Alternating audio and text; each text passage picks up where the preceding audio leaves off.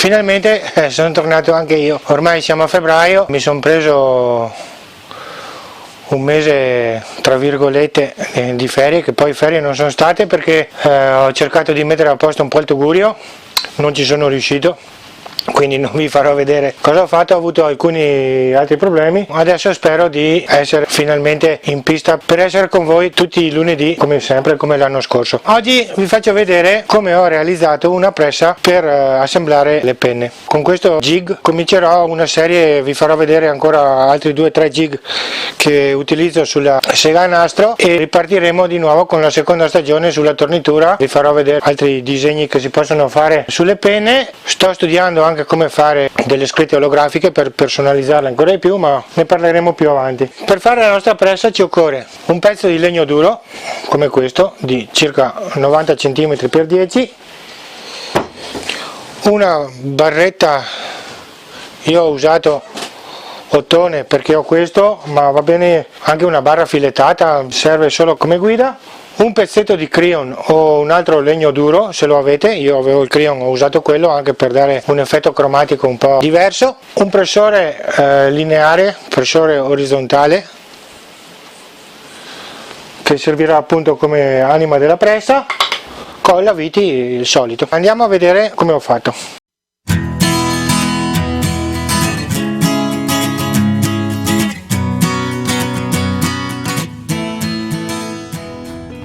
Prendiamo il nostro pezzetto di legno e con la magia andiamo a creare questo che è il corpo della pressa. Poi prendiamo la nostra barretta di ottone e andiamo a ricavare il pezzetto di ottone che andrà qui.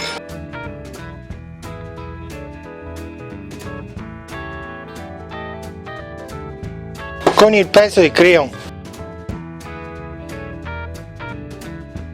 ci ricaviamo questi 6 pezzi qua, li ho anche sagomati per andare bene con il dito a prenderlo. Leviamo il manico in dotazione che fa schifo e sempre con un altro pezzo di legno magicamente abbiamo il nostro manico un po' più lungo per fare più forza. E adesso andiamo ad assemblare il tutto e poi vi farò vedere come funziona.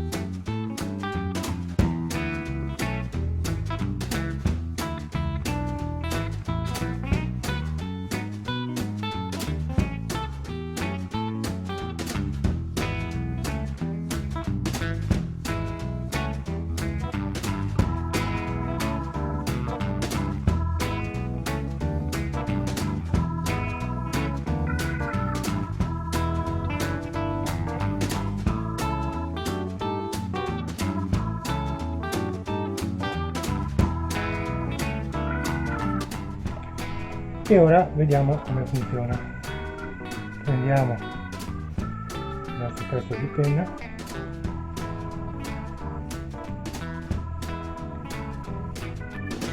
inseriamo, e così è la stessa cosa che facevo con il trapano colonna, però così è più facile.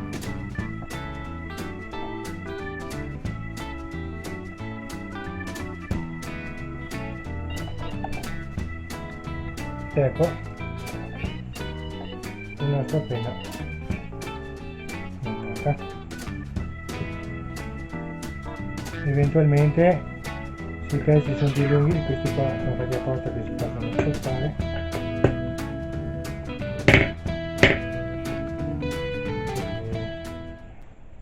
Bene, spero che il video ti sia piaciuto. La pressa è anche carina da vedere, funziona. Nei prossimi giorni gli darò su un po' di protezione, un po' di olio, così voglio provare l'olio Nutrilent della Tempest, uno di quelli che mi è stato mandato dalla Iris Color, e vediamo come sarà il risultato. Basta, ci vediamo lunedì prossimo come tutti i lunedì qui dal Tugurio. Ciao!